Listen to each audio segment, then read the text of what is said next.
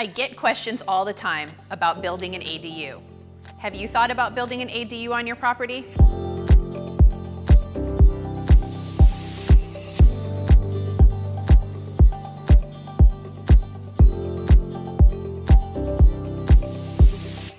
So you might ask, what is an ADU? ADU stands for Accessory Dwelling Unit. It's an individual home on a single family lot. It can be attached or detached, and it has a kitchen, a bathroom, and sleeping quarters. So it's its own unit. Previously, if you wanted to have an additional unit on your property, you had to build them for family members, and we call those ohana units.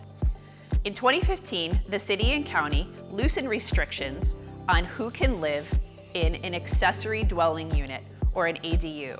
So you can now build an additional unit on your property for non-family members.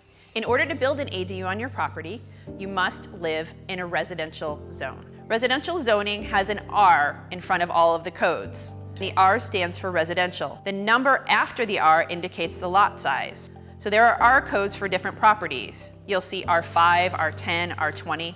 Zoning, coupled with the size of your lot, will tell you if you can own one home, two homes, or have a duplex. There are also many rules having to do with the height of the structure, how much lot you can cover, and setbacks. And if you're interested in seeing the city and county land use ordinance chart, Google that phrase and pull up the PDF. The chart can be found around page 50, and that will give you additional information about residential zones and what you can build on your property. If you'd like to build an ADU, you have to have parking specifically designated for that ADU unit, accessory dwelling unit. You have to reside on the property. Your property cannot be landlocked, so you have to have a driveway or an easement or some way to get onto your property. It cannot be landlocked.